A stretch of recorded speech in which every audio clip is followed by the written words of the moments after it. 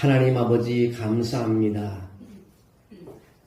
2025년도 1월, 2월, 3월, 4월, 5월까지 하나님께서 함께해 주시고 오늘도 5월 마지막 주일 예배를 성부와 성자와 성신의 이름으로 하나님께 올려드리시는 은혜를 주심을 감사합니다. 하나님의 전에 나와 예배하는 우리에게 오늘 큰 은혜를 주시옵소서. 그리고 주의 이름을 간증하는 삶이 될수록 축복해 주실 줄로 믿습니다. 오늘도 하나님 찬양으로 또 영광 돌리는 찬양대의 한 사람 한 사람을 기억하시고 저들이 찬양할 때 마음의 소원을 이루고 기도의 응답을 받는 인생의 삶이 되게 도와줄 줄로 믿습니다. 반주로 수고하고 주의로 수고한 또 귀한 분들을 축복해 주셔서 하나님이 사랑하시고 저들의 마음속에 있는 것을 하나님이 이루어 주셔서 또 저들로 간증하는 삶이 되게 도와주실 줄로 믿습니다. 우리 모두가 하나님의 영에 이끌려 하나님의 제단에 왔습니다. 오늘 이 한 시간이 최고의 시간 되게 하시고 기쁨의 시간 되게 하시고 인생의 아버지 하나님의 터닝 포인트가 될 수 있는 기쁨의 말씀이 되게 도와줄 줄로 믿습니다. 주께서 오늘도 은혜를 주시되 주의 보혈의 피가 아버지 흘러내리게 도와주셔서 성전에서 흐르는 보혈의 피가 우리 하나의 머리 위에 흐르게 하시고 우리 가슴에 흐르게 하시고 우리의 모든 몸에 흐르게 하셔서 염증을 치료하시고 저들의 아픔에서 해방되게 하시고 저들의 사명 있는 삶으로 살게 도와줄 줄로 믿습니다. 이 시간도 모든 것을 주께 맡겨드리고 머리 숙여 싸우니 주시는 말씀에 능력 있게 도와주셔서 그 말씀이 내 마음에 평안이 넘치게 도와주시옵소서. 주께서 함께함을 믿습니다. 예수님의 이름으로 기도합나이다. 아멘. 할렐루야. 우리 옆 사람이 인사합니다. 예수님의 이름으로 축복합니다.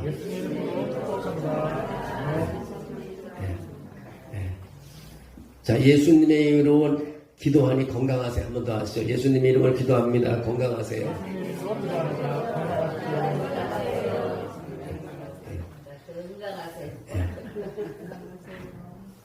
아프지 마세요. 사람이 몸이 아프면 기력이 떨어지고 아무 생각이 의욕이 생기지 않아요. 공부하는 학생은 공부하기 싫고 일하는 사람은 일터에 가기를 싫어합니다. 세상에 살다 보면 연세가 들어가면 약도 먹어도 잘 안 듣는 것 같아요. 저는 지금도 그러지만 젊을 때부터 아프면 그냥 가서 의사한테 주사 놔달라 그러고 약을 먹고 그냥 움직이지 누워있는 성격이 아니었습니다. 어떤 사람들은 뭐 우리 친구들을 보면 몸이 아프면 예배드리도 안 간다 그러는데 전 그러본 적은 한 번도 없어요. 선교지에 가서도 오른쪽에는 타이네롤 왼쪽에는 생수를 들고 다니면서 열이 나도 타이네롤을 먹으면서 그 계획대로 다 지내겼습니다. 하나님은요 움직이는 사람에게 힘 주실 줄로 믿습니다.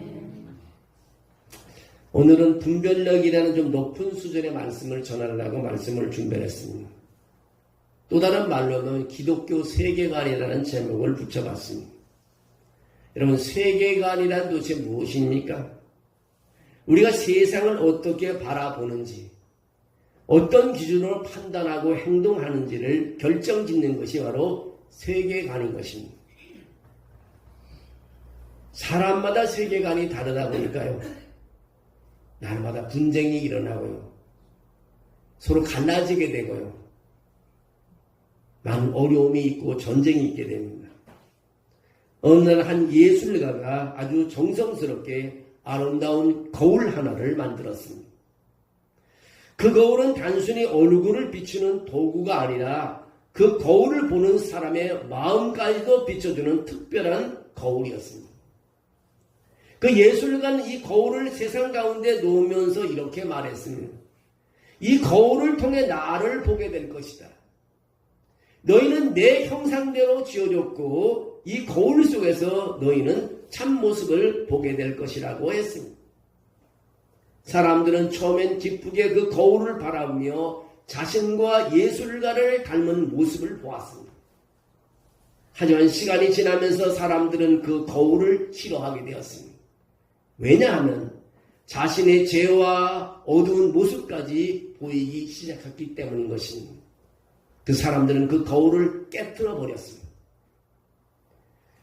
우리는 우리 방식대로 살아갈 거야. 거울이 없으면 아무도 우리를 판단할 수가 없어. 깨진 거울 조각은 땅에 흩어졌고 사람들은 그 조각을 들고 각자 자신의 얼굴을 비추기 시작했습니다. 그렇지만 그 자기의 모습은 왜곡된 모습만 보였습니다. 진짜 자신이 어떤 모습인지, 창조자가 어떤 분인지 더 알 수가 없었습니다. 그러던 어느 날 예술가가 다시 찾아왔습니다. 그는 말없이 자신이 만드는 거울 조각들을 하나하나 주워 모으기 시작했습니다. 그리고 그 거울을 자기 자신을 희생함으로써 다시 하나로 만들기 시작했습니다.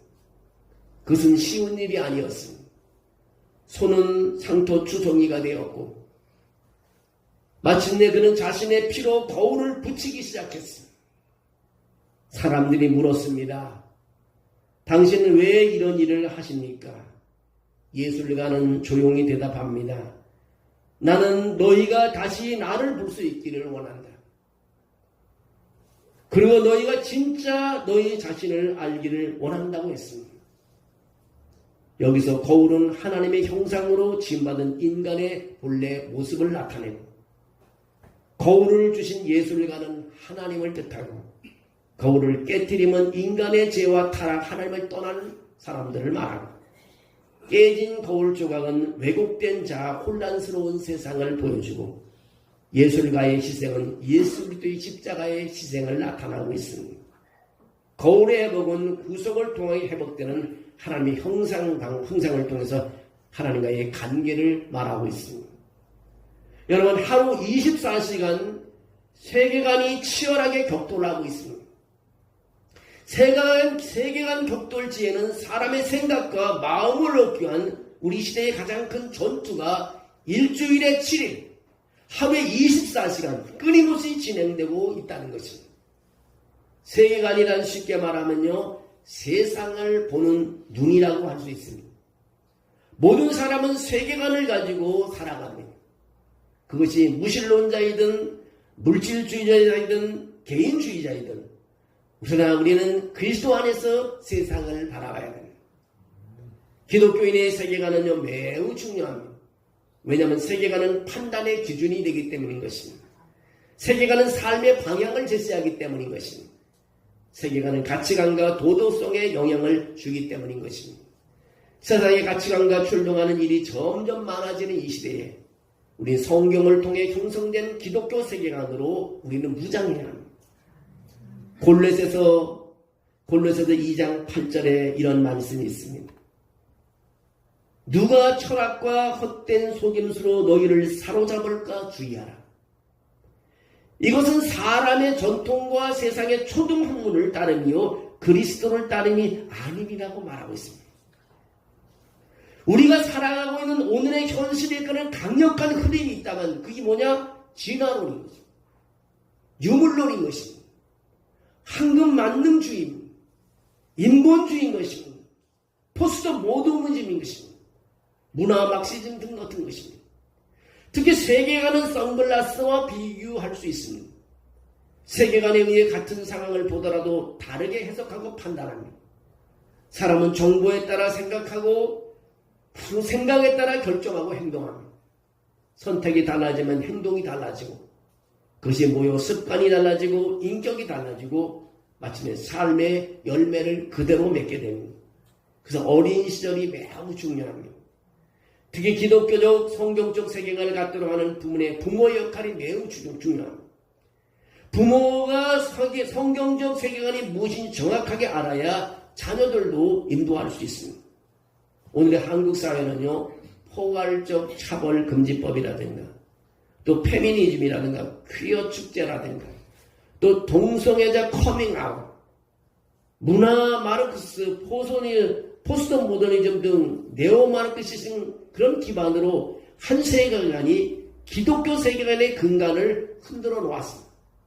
이러한 것들은 우리의 분별력을 흐르게 합니다.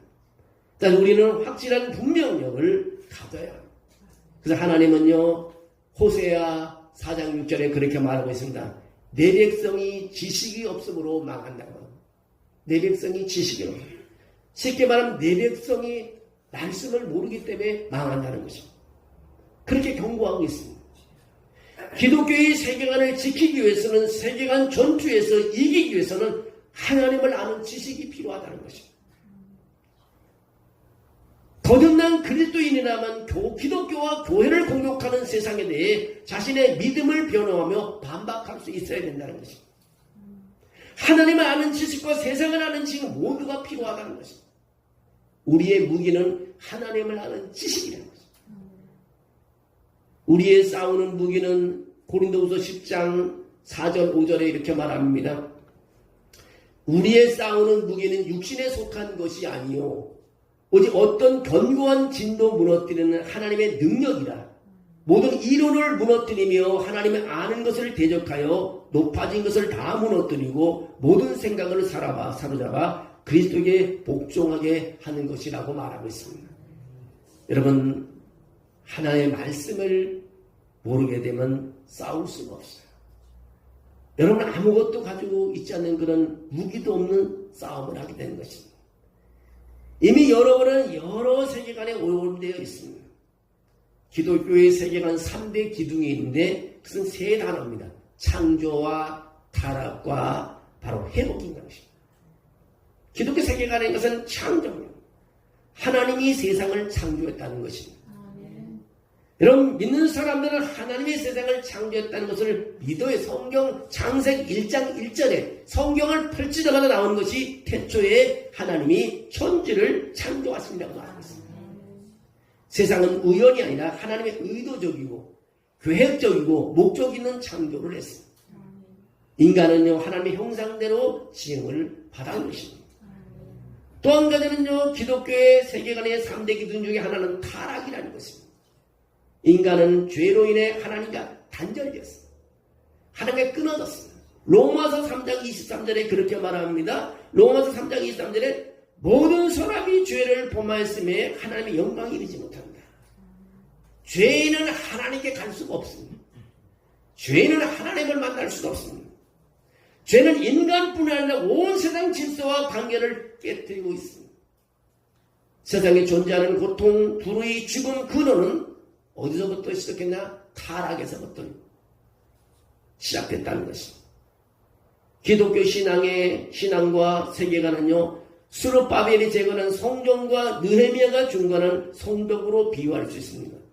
신앙이 뭐냐? 성전이라는 것입니다. 여러분, 교회가 굉장히 중요합니다. 교회를 떠나는 순간 신앙은 무너져 버리는 것입니다. 신앙이 있다고 말하는 거예요. 교회를 떠나는 순간 신앙은 무너져 버리는 것입니다. 세계관은 뭐냐? 성벽이라는 것입니다.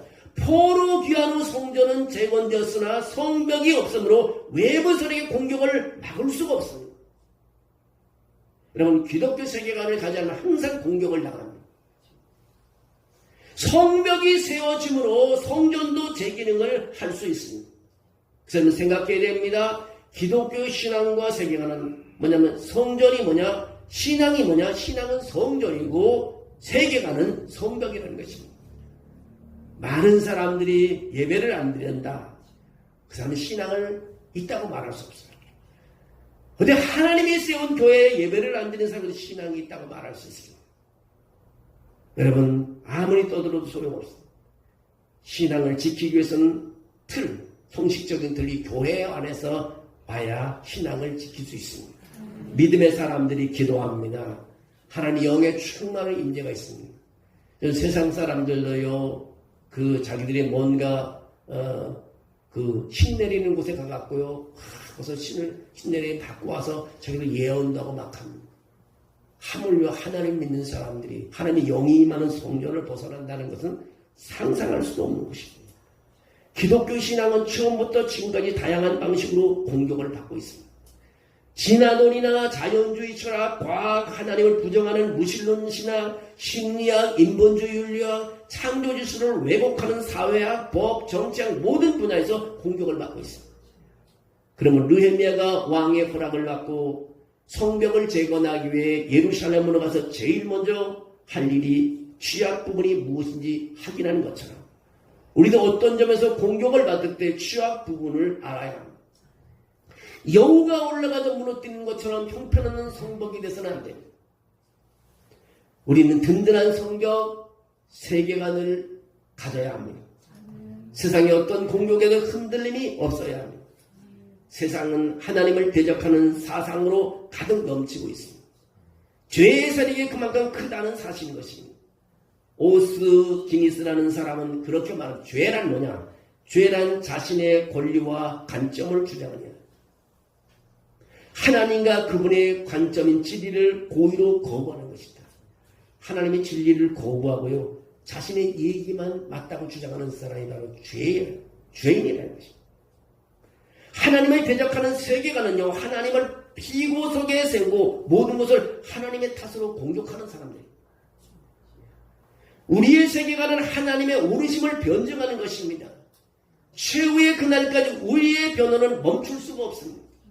우리를 사랑하셔서 독생자를 주신 하나님의 사랑은요, 영원한 진리이며 생명인 것입니다. 우리의 세계관은 싸워 이기는 것이 아닙니다. 영원히 변하지 않는 진리인 것입니다. 우리의 믿음이 진리이면 아무도 믿지 않아도 진리인 것입니다. 우리가 복음을 부끄러워하지 않고 하나님의 말씀을 부끄러워하지 않아야 합니다. 우리는 이미 이긴 싸움을 하는 것입니다. 요즘은 성경책을 교회에 놓고 다니지만 어떤 사람은 누가 뭐라 그럴까봐 성경책을 신문지에 싸들고 다니는 사람도 있다. 그 사람은 세계관이 없는 사람. 창조와 타락과 하나님이 회복한다는 그런 아무런 지식이 없는 사람. 어디가 밥 먹어도요, 누가 기도하면 크리스찬이 알까봐 그냥 속으로 기도가 밥 먹는 사람이 있습니다. 그렇게까지 할 길이 있을까요? 하나님이 보고 계시는데 길거리가 휴지 하나를 주셔도 하나님이 본다고 생각하면 얼른 주셔야 되잖아요. 내가 공원에 이렇게 보는데요. 늘 공원에 그렇게 갔다 갔다잖아요. 어떤 분은 강아지가 반려견이 똥을 싸도 그걸 잘 이렇게 숲속에서 걷어가는 사람이 있는가 하면 주위를 싹 보고 아무도 안 피놓고 가요. 나는 강아지를 안 길리기 때문에 거기서 판단을 안 하지만 자기와 함께 사는 강아지는 똥도 쳐가지고 똥을 왜 안 쳐가는 거죠? 그리고 제가 제일 가슴이 아픈 건요. 젊은 부부도 그렇고 연세대도 그렇고 아이들하고 손잡고 가는 사람보다 개하고 다니는 사람이 더 많습니다. 진짜예요. 어떤 사람은 2마리를 안고 다닙니다. 내가 반려견 길르는 사람을 잘못하고 판단하는 건 절대 아니에요. 그래서 내가 했습니다. 그 젊은 부부 가면 속 뒤따라가면서 하나님 바뀌게 저들의 손에 아이가 들려지게 하시고 아이를 앙뚱하게 도와달라고 내가 누구지 기다. 어떤 결혼식에 가봤더니 반지를 개가 그 강아지가 반지를 갖다가 끼워주더라고요.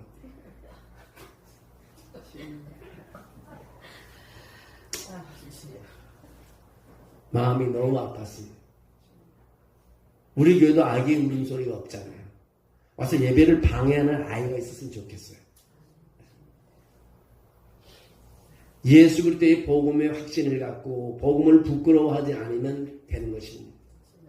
성경에 대한 흘림 없는 믿음이 우리에게 필요한 것입니다. 여러분 믿기로 작정했으면 믿어야 되는 거죠. 어저께도 우리 아픈 아들 내가 하시고 그랬어. 하나님을 너 믿느냐? 오직 늦게 신방 가서 우리 신혼 집사나 아들 믿는데요.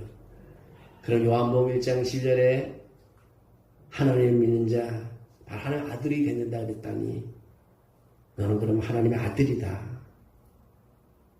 누가 기도하는 거 하나님이 안 들어주겠냐. 마음에 그도 눈물을 글썽거리면서 기도해주고 예배하고 왔습니다만 여러분 몸이 아픈 사람이 제일 기대하는 게 하나님이 와서 만져주기를 원하는 것입니다. 교회를 떠나고 세상을 떠나는 사람은요 자기가 온전하다고 하지만 아파서 돌아올 바에는 건강하게 예배되는 게 좋죠. 네. 여러분 우리가 건강할 때 더 많이 찬양하고 더 많이 기도했으면 좋겠습니다. 그리고 복음 예수 믿는 것을 부끄러워할 필요가 없습니다.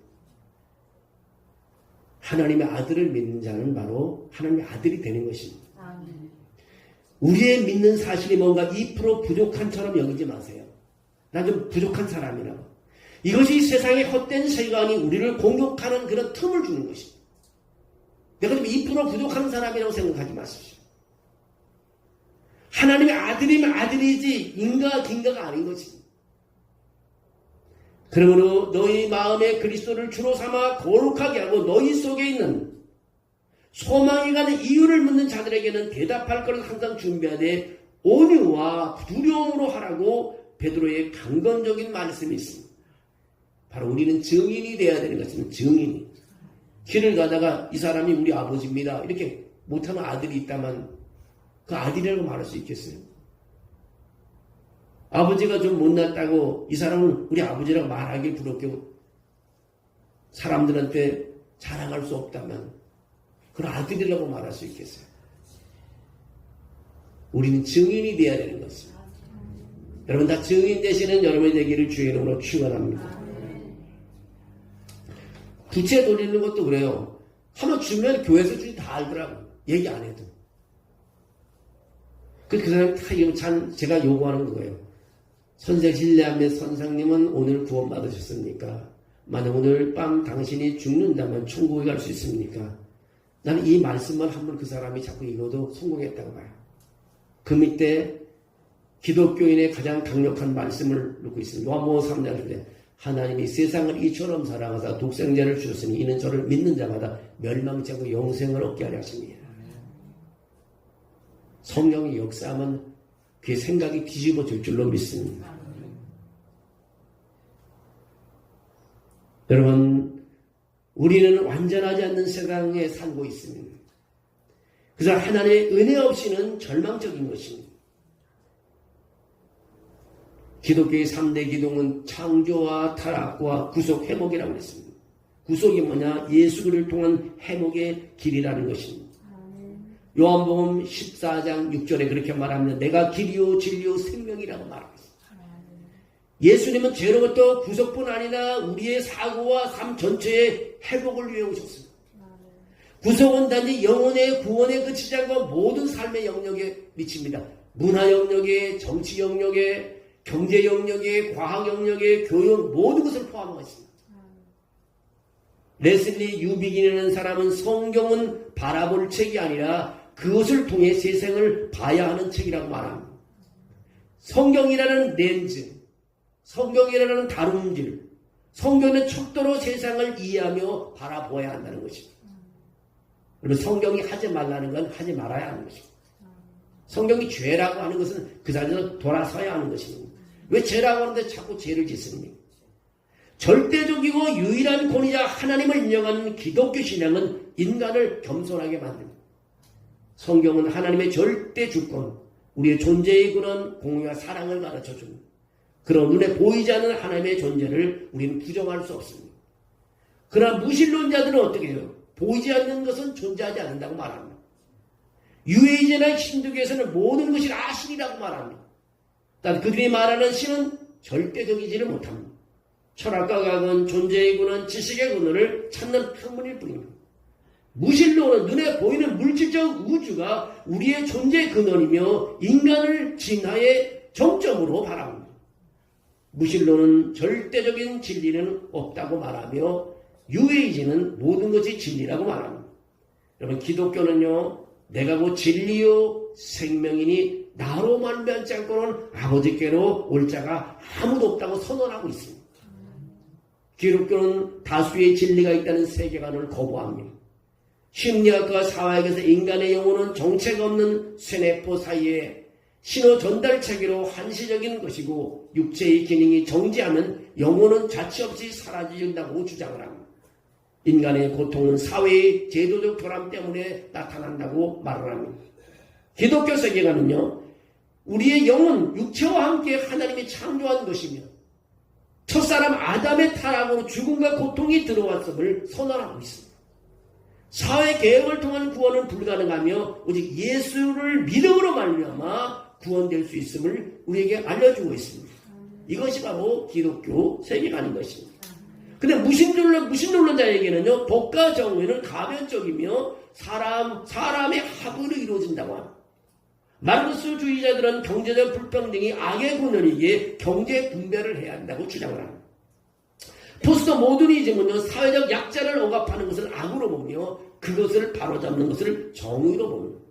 그러나 기독교는요, 하나님의 절대 기준 앞에 모든 사람이 동등해 서야 함을 가르쳐주고 있습니다. 각자에게 주신 달란트를 사용하여 부를 획득하고 그것을 약자를 위해 사용함으로 사회의 정의를 이룰 수 있다는 것이 바로 우리 기독교인 것입니다. 기독교는 하나님의 독생자 예수 그리스도께서 인간의 몸을 입고 역사 속에 등장하였으며 그분의 언약의 실천된 것을 믿으며 사는 것이 역사라고 정의합니다. 그래서 기독교는요, 인류의 역사의 창조와 타락과 구속을 우리는 설명할 수 있어야 됩니다. 디모데후서 2장 15절 이렇게 말하고 있습니다. 너는 진리의 말씀을 옳게 분별하며 부끄러울 것이 없는 일꾼으로 인정된 자로 자신을 하나님 앞에 드리기를 힘쓰라고 말하고 있습니다. 또 디모데후서 3장 15절 이렇게 말합니다. 어려서부터 성경을 알았나니 성경은 능히 너로 하여금 그리스도 예수 안에 있는 믿음으로 말미암아 구원에 이르는 지혜 있게 하느냐고 말하고 있습니다. 기독교 세계관은 단지 개인 구원이 아니라 하나님 나라 전체의 회복인 것입니다. 세계관은 크게 유물론 세계관과 무신론 세계관이 있습니다. 유신론에는 다신론과 범신론, 유일신론으로 구분합니다. 다신론과 범신론은 뭡니까? 힌두교와 불교와 신교와 유해이주와 무속과 정령 숭배를 말합니다. 유일신론은 자력구원을 주장하는 유대교와 이슬람교가 있으며 십자가 구속을 믿는 타력구원을 믿는 기독교가 있습니다. 무신론은 뭡니까? 인본주의, 마르크스주의, 포스트 모던주의를 나눌 수 있습니다. 모든 종교와 이념에는 세계관이 있습니다. 무신론에 이끄는 세계관 체계의 근저에는 진화론이 있습니다. 진화론은 사실이 아닙니다. 하나님의 창조를 부정하고 싶은 무신론자들의 희망사항으로 억지로 체계하는 것입니다. 진화론은 과학 이론을 패러다임으로 정착시키고 진화론을 마치 과학적이고 창조는 비과학적인 것으로 착각하게 만듭니다. 우리는 먼저 무신론, 범신론, 다신론 다른 종교와 사상 세계관을 알기 전에 기독교 세계관이 얼마나 중요한지 먼저 알아야 되는 것입니다. 자, 기독교 세계관을 얘기하고 마치려고 합니다. 진리를 알지니 진리가 너희를 자유케 하리라고 요한복음 8장 32절에 말하고 있습니다. 기독교 세계관의 핵심 골격이 말씀했습니다. 창조와 타락과 구속이라고 했습니다. 이것은 성경의 골격인 것입니다. 성경의 뼈대인 것입니다. 성경이 기독교 세계관의 기준인 것입니다. 세계관을 이해하는 핵심 포인트가 있는데 그 하나가 나는 누구인가? 나는 누구인가? 또 하나는 내 문제의 원인이 무엇인가? 또 하나는 그 문제의 해결책이 무엇인가? 네 번째, 나는 어디로 가고 있느냐? 그분이 무엇인가? 자, 나는 누구인가? 나는 누구입니까? 나는 하나님의 형상으로 지음을 받은 피조물입니다. 그러나 불순종하여 생명을 잃어버렸습니다. 그러나 예수님을 구주로 영접하여 하나님의 자녀가 된 것입니다. 문제는 문제의 원인이 무엇입니까?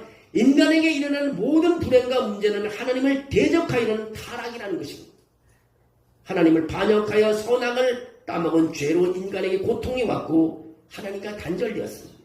마침내 그뿐만 아니라 죽음이 왔다는 것입니다. 그래서 모든 문제의 근원이 바로 죄라는 것입니다. 죄는 하나님께 불순종하는 것입니다. 그 다음 또 하나는 그 문제의 해결책이 뭐냐? 어떻게 해결책을 하느냐? 문제의 근원이기에 죄를 해결해야 됩니다. 죄가 문제의 근원입니다. 이 죄는 어떻게 해결하냐? 예수 그리스도가 이 땅에 오신 이유가 뭐냐? 죄를 해결하기 위해서 오신 것입니다. 내 죄를 스스로 해결하지 못합니다. 자력 구원이 불가능합니다. 예수 그리스도의 대속의 죽음으로 믿음으로 죄가 해결될 수 있습니다. 이제 나는 죽고 예수가 살아나는 존재가 되는 것입니다. 이것이 바로 기독교 믿음의 삶의 방식인 것입니다. 또 마지막 하나는 나는 결국 어디로 가는가? 우리 궁금증인 것입니다. 영원 불변의 존재인 우리는 하나님께서 허락하신 영원한 생명을 누리고 하늘나라가 바로 우리의 본향이라는 것입니다. 그러나 인본주의 세계관은 어떻습니까? 인본주의 세계 시편 53편 1절에 보면 어리석은 자는 그의 마음에 이르기를 하나님이 없다 하도다. 그들은 부패하며 가증한 악을 행하며 선을 행하는 자가 없다고 했습니다. 인본주의는 하나님의 자리를 인간이 차지한 세계관인 것입니다. 하나님의 자리를 인간이 차지하는, 초자연을 부정하는 자연주의, 이성주의를 신뢰하는 합리주의, 과학적인 방법론을 인정하는 과학주의 등이 인본주의의 특징인 것입니다. 그래서 오늘 읽었던 말씀처럼 어리석은 자는 그의 마음에 이르기를 하나님이 없다 하도다. 그들은 부패하며 가증한 악을 행하며 선을 행하는 자가 없다. 이런 자들이 어떻게 천국을 갈 수 있겠습니까? 공립학교 교육을 장악한 인본주의는 인본주의의 가장 거장 존주의에 의해서 확산되었습니다. 존주의가 말하는 인본주의의 주장을 들어보십시오. 나는 누구인가? 인본주의는 창조주 하나님을 부정합니다. 우주의 탄생, 생명의 탄생, 모든 것에 과학적 설명이 필요하다고 주장합니다. 결과적으로 우주의 생명의 기원에 대해 인본주의는 대답하지 못합니다. 빅뱅 이론이라는 가설을 내세웠지만요, 증명할 수 없습니다. 진화론 가설도 증명하지 않지만 과학적인 방법이라고 믿고 있습니다. 인본주의 세계관에서 모든 생명체는 무기물, 유기물, 단세포에서 진화를 거듭해서 존재한다고 합니다. 거듭된 진화론로 인간에 이르러서야 이성이 발달한다고 합니다. 그래서 이성을 가진 생명체로서 인간은 자신의 운명을 책임질 수 있다고 했습니다. 여러분, 인본주의자들은 자기는 하나님과 동등한 인격이라고 말을 합니다. 그러니 하나님을 믿을 수가 없습니다. 하나님을 찬양할 수 없습니다. 인본주의자들의 문제의 원인이 뭐냐? 인간은 선하다고 말합니다. 그런데 사회의 제도에 문제가 있다고 말합니다. 그러니까 사회를 개혁해야 한다고 말합니다. 기독교는 죄가 문제의 원인으로 말하지만 인본주의는 사회 제도의 환경이 문제라고 말을 합니다. 그들의 해결점이 뭔지 아십니까? 그들의 해결은 사회, 제도, 자연 환경을 변화시켜야 합니다. 꼭 정치인이 말하는 것입니다. 따라서 국가 단위 지구촌 전체의 변화를 해결해 국제기구나 세계 정부가 필요하다고 주장합니다. 이상 사회를 만들어 해결하자고 합니다. 이것이 완전한 실패한 주장인 것입니다. 그럼 그들은 어디로 가는가? 인본주의자, 자연주의, 과학주의 주장은 인간의 생명체는 특별하지 않습니다. 인간의 생명 신호인 심전도, 호흡, 혈압 등이 정지하면 죽는다고 말합니다. 육체의 중간, 영혼도 죽는다고, 다 사라진다고, 사라지는 걸로 끝나는 걸로 얘기합니다. 그래서 인본주의자 도킨스는 이런 말합니다. 아마 우리를 심판할 신은 없을 테니 심판에 대한 걱정은 그만두고 인생을 즐겨라고 말합니다. 현세적 향락의 삶을 가지고 선동하고 있습니다. 과학적 지식에 자신감을 얻는 교만한 인간은 하나님을 귀찮은 존재로 여기며 니체의 표현처럼 신은 죽었다고 말합니다. 여러분, 인본주의 세계관은 하나님을 배제합니다. 그 결과 윤리의 절대적 기준이 사라져버렸습니다. 자기가 옳은 대로 합니다. 오늘날 완전히 인본주의 시대인 것입니다. 요즘 법이 있어도 법이 있는 것이 아니에요. 도덕과 윤리가 있어도 있는 것이 아닙니다. 질서와 순서가 있어도 있는 것이 아니에요. 경기장에 심판이 있어도 심판하는 사람이 있어도 심판이 없는 것입니다. 인정하지 않는 세상입니다. 인본주의가 심각한 것은요, 공교교회 현장에서 심각한 영향을 끼치고 있기 때문입니다. 우리 모두는 12년 이상 공교육을 받았습니다. 하나님의 성경적 기준을 무시하는 인본주의 교육을 다 받았습니다. 그런 교육을 받고도 금요일에는 말했지만 이 자리에 믿음을 유지하고 있는 것이 바로 기적이라는 거죠. 여러분, 예배 드리고 있는 우리가 기적인 것입니다. 여러분의 자녀들을 보십시오. 신앙을 잘 지키는 자녀들도 있겠지만 하나님을 떠난 자녀들이 있습니다. 인본주의의 교육을 받은 결과인 것입니다. 기독교는 성의 문제를 얘기하면 성이 하나님의 창조 질서임을 믿지만 세상은 그것을 선택 가능한 정책성으로 여깁니다. 정말로 걱정인 것이요. 결혼할 대상자를 데려오는데 남자가 남자를 데려오고 여자가 여자를 데려오면 어떻게 하시겠습니까? 결혼을 해도 가정을 소홀히 하여 지키지 못한다면 우린 어찌해야 하는 건가요? 이것을 비난하며 정죄하기보다 우리는 그들을 사랑하고 감싸서 그들을 회유시켜야 되는 거예요. 좀 대선 후보가 나오는데 이름은 되지 않습니다. 또 내가 잡혀가니까. 참 문제가 많습니다. 인본주의가 너무 가득 찬 사람이라고. 정말 걱정이 태산이에요. 여러분, 하나님을 두려워하는 사람, 분명한 색깔 있는 사람을 우리는 뽑아야 돼요. 이 나라를 위해서요. 우리는 어떻게 기독교 세계관의 삶 속에서 실천할 수 있을까요?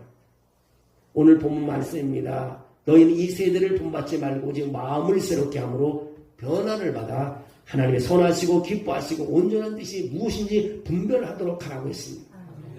말씀 중심의 사고 훈련이 필요합니다. 주의 말씀은 내 발의 등이요 내 길의 빛입니다. 시편 119편 105절 말씀이 필요합니다. 기도와 성령의 도우심을 구해야 합니다. 모든 삶의 영역에서 그리스도를 주인으로 삼고 살아가야 합니다.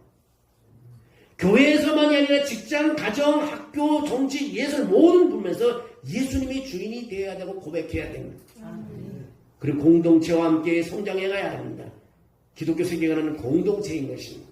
교회는 형식의 틀인 것입니다. 틀이에요. 형식이 없으면 어떻게 모든 것이 무너져 버리는 것입니다.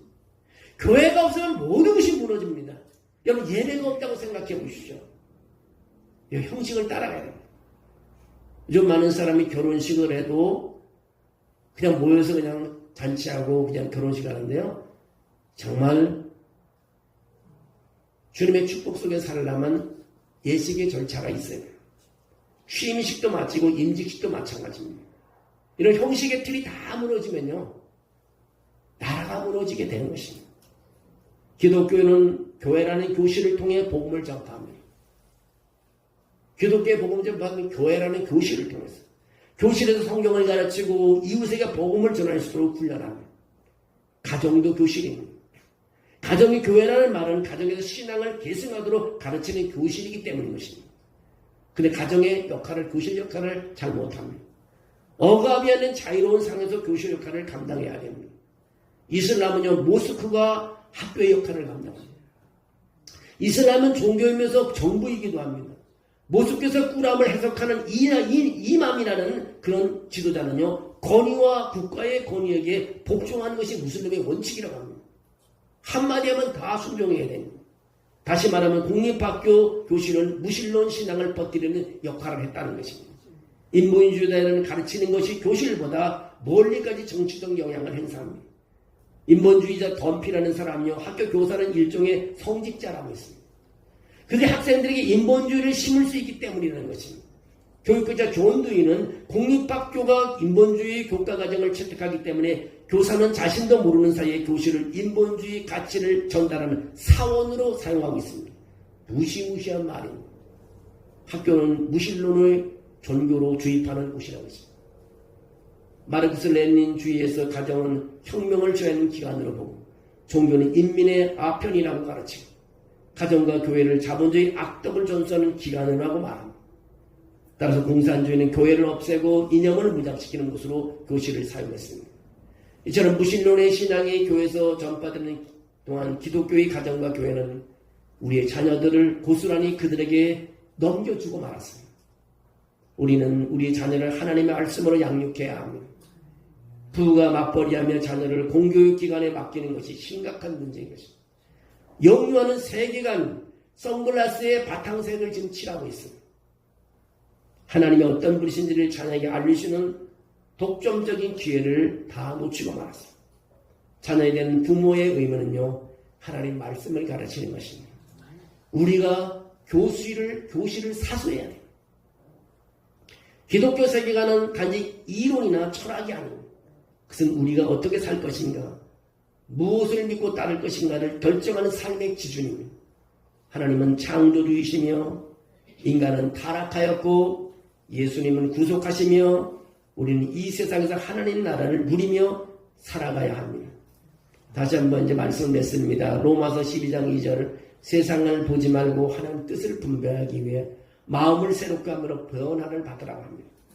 오늘 이 시간 다시 한번 하나님의 관점에서 세상을 보는 결단을 하셔야 됩니다. 세상은 혼탁하고 진리를 그렇되었습니다. 우린 빛과 소금의 역할으로 부름을 나갔습니다. 그 역할을 감당해야 됩니다. 기독교의 세계관을 가슴에 품고 이 세대를 향해 하나님의 시선을 흘러보내는 여러분 모두가 되시기를 주의 이름으로 축원합니다. 하나님 아버지 감사합니다. 이 세대를 본받지 않고 오직 주의 말씀으로 우리의 생각과 삶을 새롭게 하소서. 혼란한 시대 가운데 흔들리지 않고 예수 그리스도의 진리 위에 굳게 서는 자 되게 해 주시옵소서. 우리의 가정과 일터와 모든 삶의 영역에서 하나님의 관점으로 살아가기를 원하오니 성령으로 인도하시고 도와주시옵소서. 예수 그리스도 이름으로 기도하옵나이다.